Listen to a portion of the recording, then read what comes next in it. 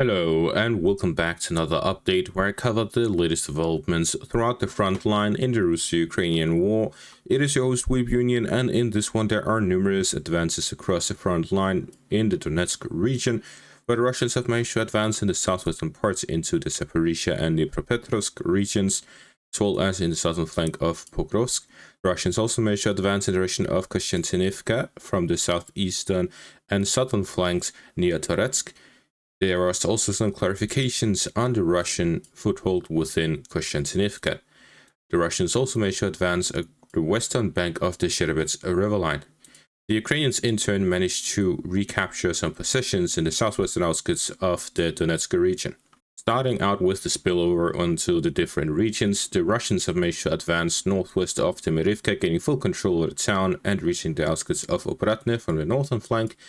Russians also managed to gain control over the remaining fortified positions north of Temerivka in the southern flank of Zaporizhia. The Russians also managed to gain control over the remaining fortified positions along the Donetsk-Dnipropetrovsk border and control over Novohirivka, while also fighting over the fortified positions to the east of it in the vicinity of Kumyshovaha. Russians are getting close to gaining full control over the southern flank of these fortified positions in the second line of defense within the Dnipropetrovsk and Zaporizhia regions near Melyivka, while fighting also takes place in the vicinity of Melyivka in the north.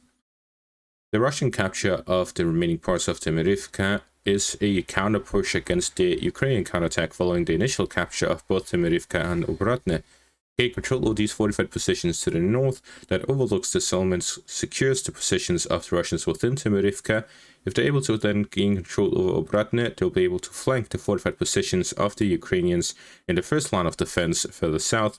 Combined with their near advances within the vicinity of Olehivske, the Russians will be looking to gain full control over the defensive positions all the way down towards Orotnishne and Novomykolaivka, where the Russians will be looking to gain control over Poltavka as well in the southern flanks, so gain control over Poltavka, Olehivske, Obratne, Novoivanivka, and then down towards Orotnishne, will allow the Russians not just control over a significant portion of the eastern parts of the first offensive line within the Zaporizhia region, but also to have additional supply lines leading to this front line, strengthening the supply capabilities of the forces in the area for further offensive operations on the northeastern flank of Huliaipole, which is one of the main logistical hubs for the Ukrainians in this section of the front line.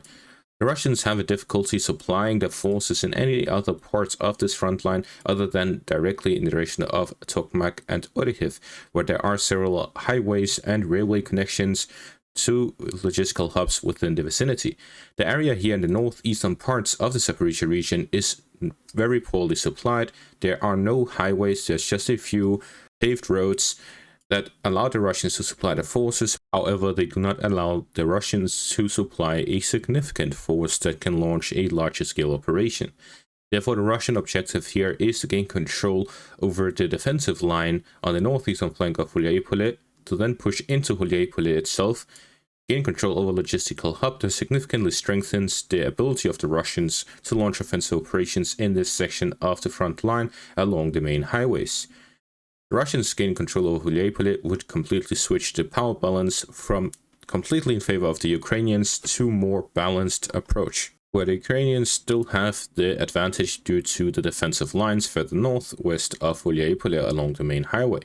However, the Russians are also fighting over the second line of defense, gaining control over which, and again with a road connecting to the parts of the highway and the fortified lines that is connected to Huliaipole, the Russians can do a combined assault through both the defensive lines to gain control over the defensive lines all the way down to Huliaipole, gaining control over a vast area with fortified positions and a highway connecting the forces all the way up to Pokrovsk within the Dnipropetrovsk region.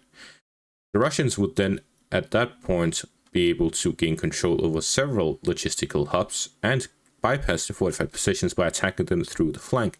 Therefore, the main push of the Russian forces within the Zaporizhia and Dnipropetrovsk regions are through Velika Novosilka. Storming the fortified positions head-on can only be determined as handing the Ukrainians a gift.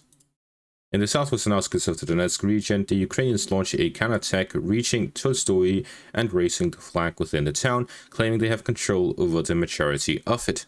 However, not full control of it. We see with this geolocated footage the Ukrainian soldiers within it. As for the road they took, they did not advance through the main highway, but instead through the forest lines and forest patches here to the west of Tolstoy.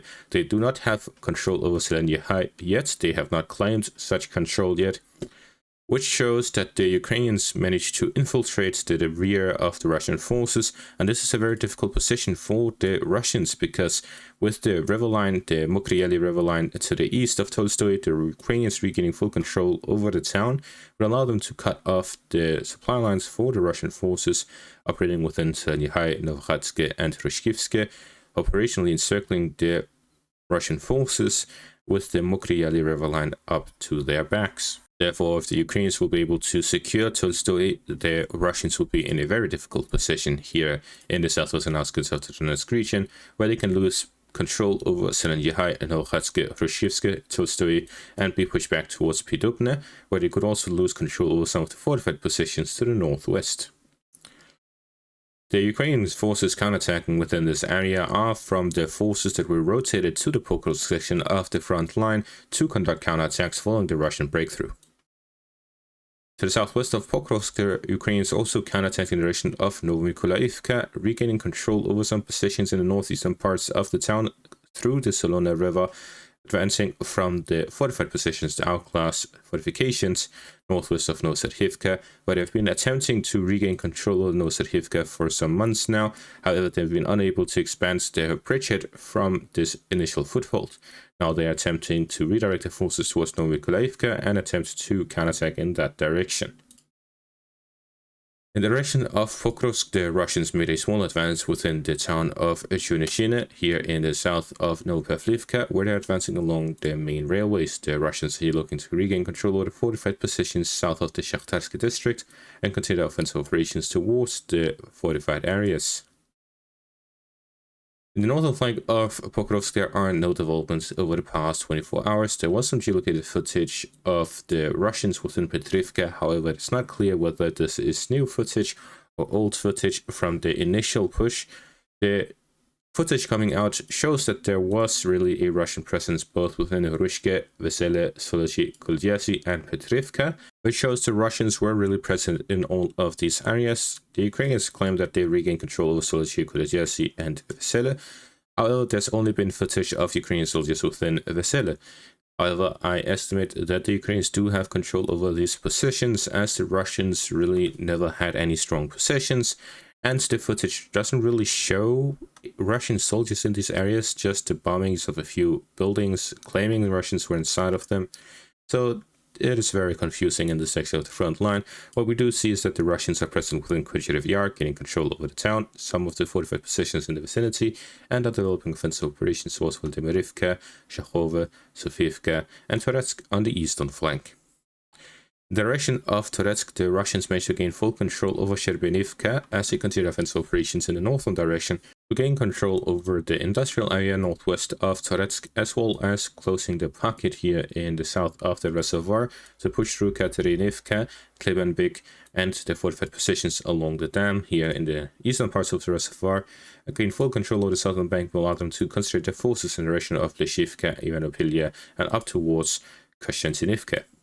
To the east of Koshchentinivka, the Russians managed to gain control over the entirety of the canal area and the fortified positions along the canal, connecting the Russian forces between Toretsk and Chesev Yar, expanding zone of control along the canal itself. Russians will work to gain full control over the defensive line between Oleksandro-Shultine and Pedechene, securing the eastern flank of Koshchentinivka for offensive operations towards the city from the southern and eastern directions.